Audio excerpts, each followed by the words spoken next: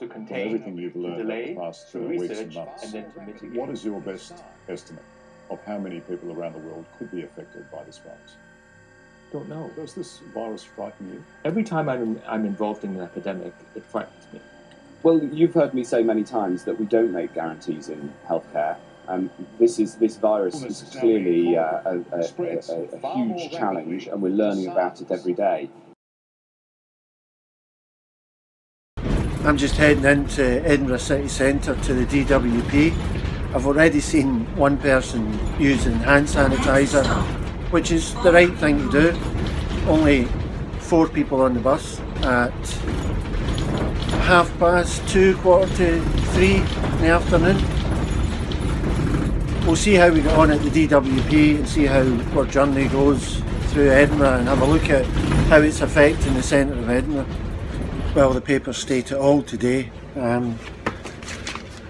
Scottish Government's not following the UK Government advice about over 70s, told to reduce social contact, but ordered to self-isolate ruled out.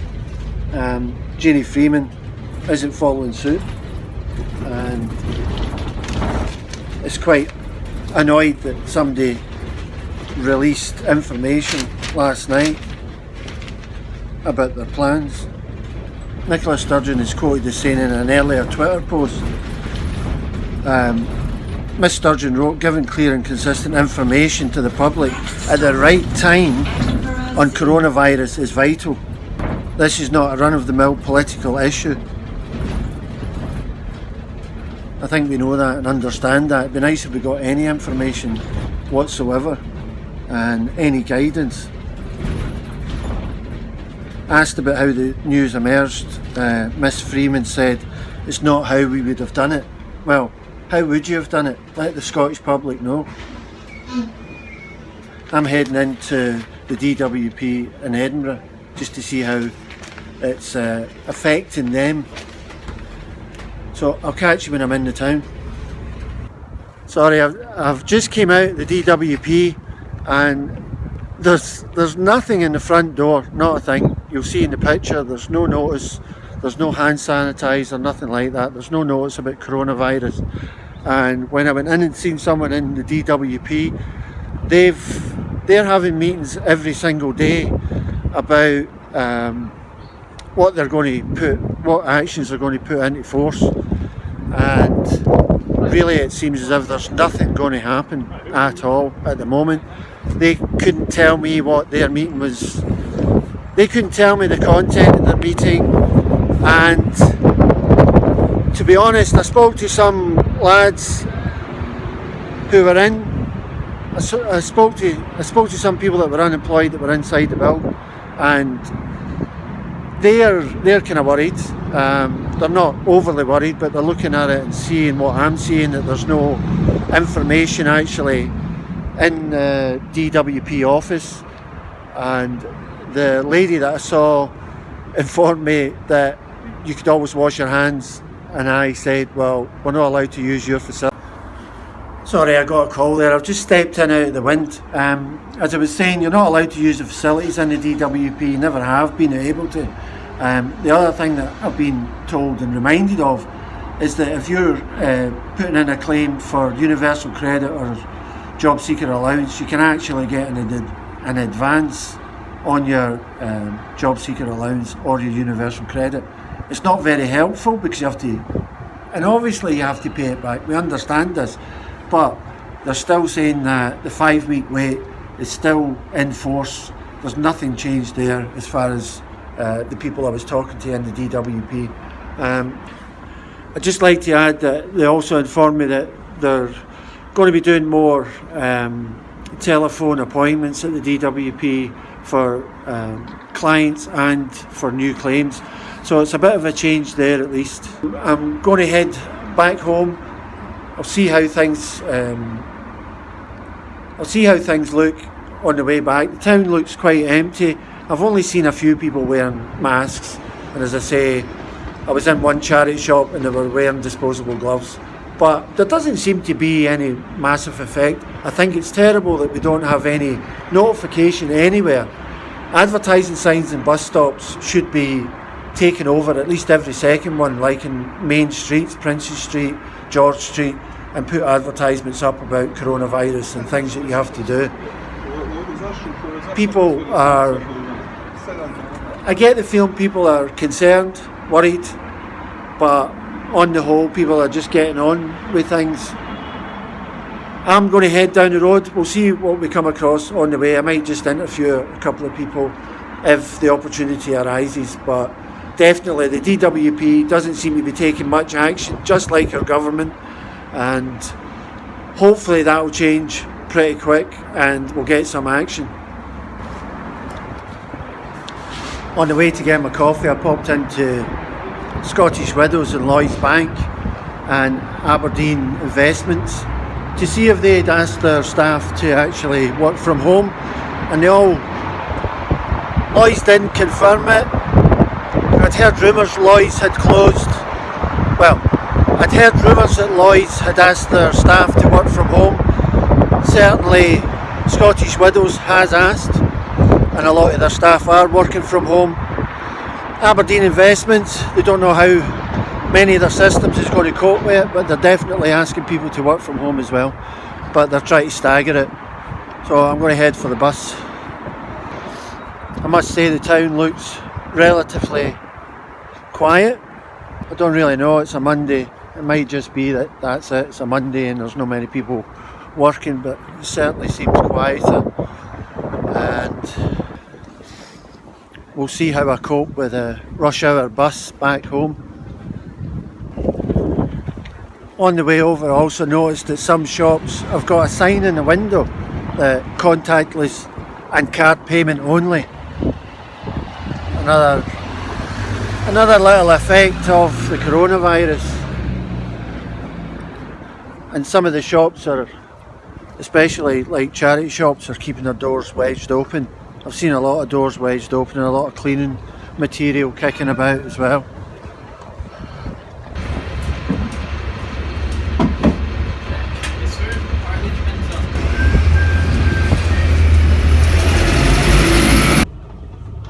That's me back in the bus. It seems a lot quieter. It's 13 minutes past 5. Next stop, Haymarket Station. Stop HJ. Haymarket doesn't look as busy as normal, as does Princes Street.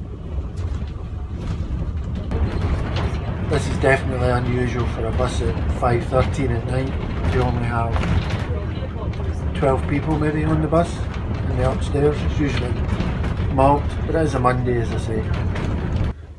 It would appear at least that the finance houses in Edinburgh are taking note of the coronavirus and doing the best they can and asking their staff to work from home. Hopefully the government will do something similar. At night you only have 12 people maybe on the bus in the upstairs. It's usually marked, but it is a Monday, as I say.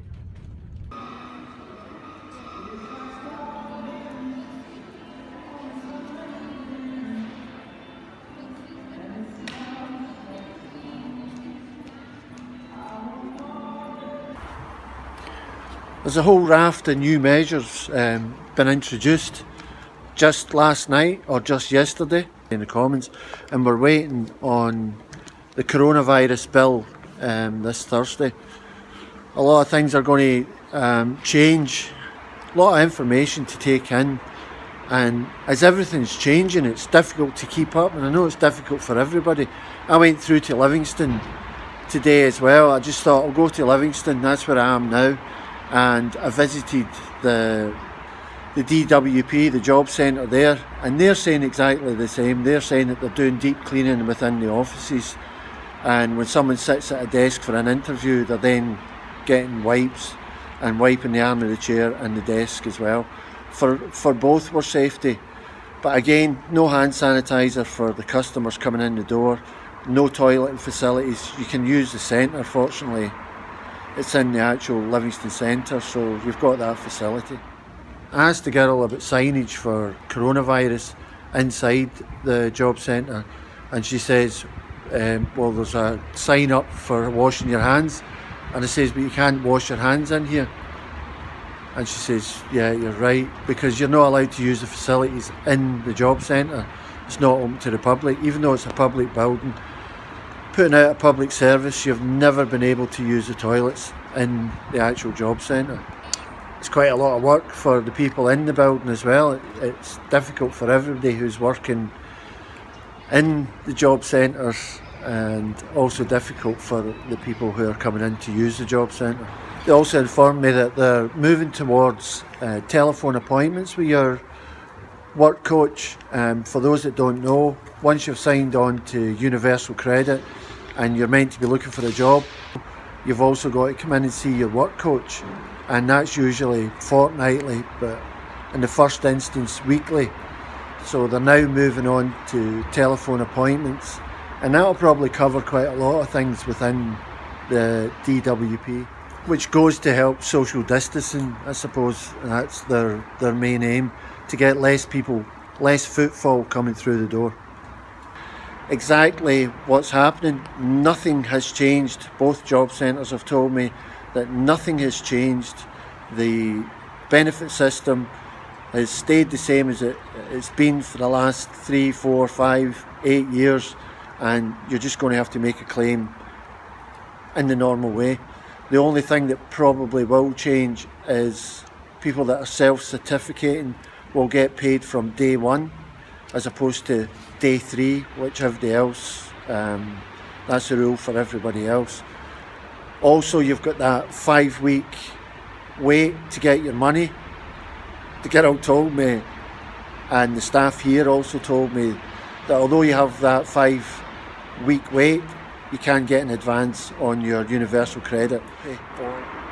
So we'll see how things work out on Thursday, see if this bill makes any real vast changes, which I think it will. There's a lot of measures going to come in. So say everything's changing, everything's really difficult to keep up with. Every time I film something changes. And in times of real adversity, when we're facing a real challenge, there's usually somebody steps up to the plate. And I know that there'll be some man or woman out there that comes up with some innovative idea and will help us all. We've got to keep going, help each other, and make sure we do the right thing. I spoke earlier about not having any information and maybe putting them on the billboards at the bus stops in George Street, etc. And in Livingston, they've actually got them in the main centre walkways, so they've actually got them, and you'll see them here. I'm so pleased to see these scrolling billboards, and they've also got signage in the toilets in the Ammonvale Centre in Livingston, which is 23 miles from Edinburgh. It's the first time I've seen any scrolling billboards. These are from the National Health Board.